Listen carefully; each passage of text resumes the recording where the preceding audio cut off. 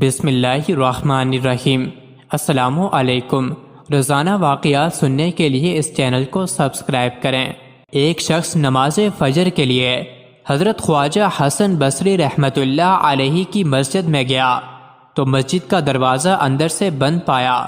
اندر سے خواجہ حسن بصری رحمۃ اللہ علیہ کے دعا مانگنے کی آواز آ رہی تھی اور بہت سے لوگوں کے آمین کہنے کی آوازیں آ رہی تھیں۔ اس شخص نے خیال کیا کہ شاید حضرت خواجہ حسن بصری رحمۃ اللہ علیہ کے احباب مسجد میں آئے ہوئے ہیں۔ وہ کچھ دیر انتظار میں باہر بیٹھا رہا۔ کافی انتظار کے بعد جب صبح ہونے کا وقت قریب پہنچا، اس نے مسجد کے دروازے کو ہاتھ سے دھکیلا تو دروازہ کھل گیا، حالانکہ پہلے بند تھا۔ اندر حضرت خواجہ حسن بصری رحمۃ اللہ علیہ کے علاوہ اور کوئی نہ تھا۔ اس شخص نے نماز پڑھی اور بعد میں حضرت خواجہ صاحب رحمۃ اللہ علیہ سے پوچھا کہ حضور، میں نے تو مسجد کا دروازہ بند پایا تھا اور آپ کی دعا اور ایک باجماعت آمین کی صدا سنی تھی، مگر جب کچھ دیر کے بعد دروازہ کھلا تو اندر آپ کے علاوہ کسی کو بھی نہ دیکھا۔ یہ کیا ماجرا ہے؟ خدا را کچھ تو فرمائیے۔ حضرت خواجہ حسن بصری رحمۃ اللہ علیہ نے اس شخص کو تنبیہ کی کہ خاموش رہے اور یہ بات کسی کو مت بتائے۔ یہاں ہر روز فجر کی نماز سے پہلے جن اور پریوں کی ایک جماعت میرے پاس درس لینے اور وعظ سننے آتی ہے اور آخر میں باقاعدہ دعا ہوتی ہے۔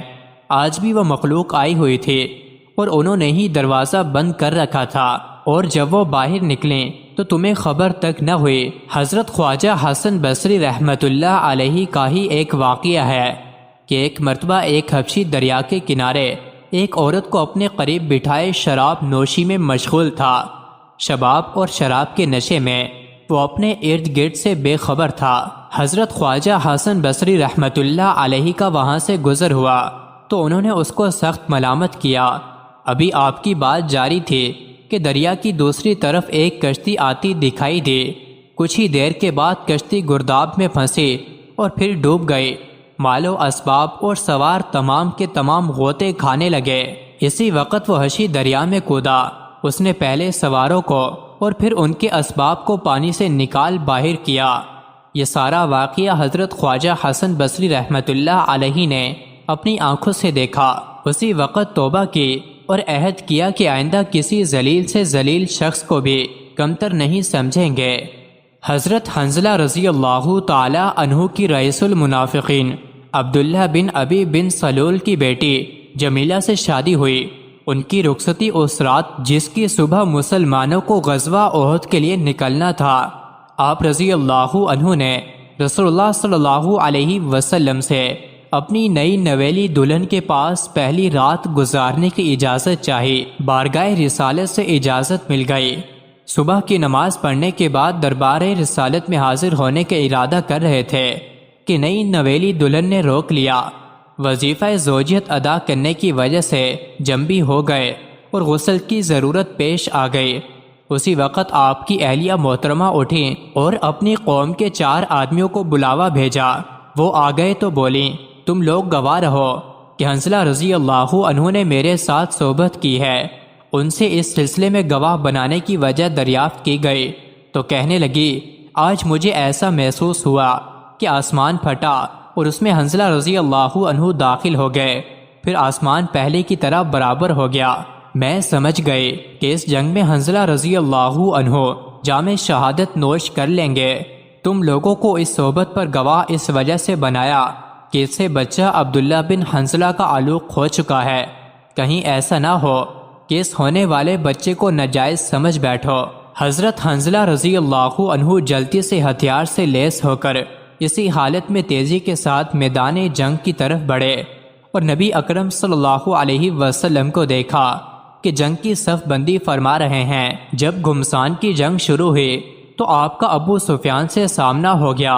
آپ نے اس کے گھوڑے کی پچھلی ٹانگ کے گھٹنے پر زوردار وار کیا، جس سے ابو سفیان نیچے آ گرا اور چیخنے چلانے لگا، ایک قریش کی جماعت، میں ابو سفیان ہوں، میری مدد کو دوڑو، دیکھو حنظلہ رضی اللہ عنہ بن ابی عامر مجھے قتل کر دے گا۔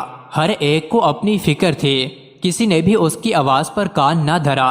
البتہ اسود بن شعوب یا شداد بن اسود اس کی مدد کے لیے دوڑا اور پیچھے سے آپ رضی اللہ عنہ پر نیزے سے وار کیا، جس کی وجہ سے اسی وقت آپ رضی اللہ عنہ شہید ہو گئے۔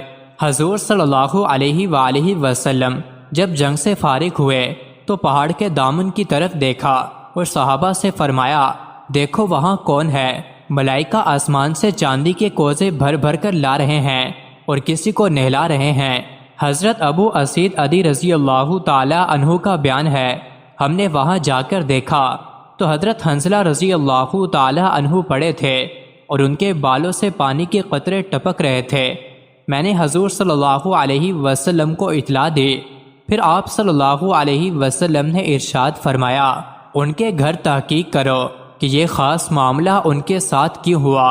ان کی بیوی محترمہ نے جواب دیا کہ جس وقت جہاد کا اعلان ہوا وہ جنبی اور ناپاکی کی حالت میں تھے اور اسی حالت میں میدان جہاد کے لیے نکل پڑے۔ رسول اللہ صلی اللہ علیہ وسلم نے یہ سن کر ارشاد فرمایا، ہاں اسی وجہ سے فرشتوں کی جماعت انہیں غسل دے رہی ہے۔ اس واقعے کی بنا پر حضرت حنظلہ رضی اللہ تعالی عنہ کو غسیل الملائکہ، فرشتوں کے نہلائے ہوئے کہا جاتا ہے۔ مزید ایسے ہی ویڈیوز کے لیے چینل کو ضرور سبسکرائب کریں۔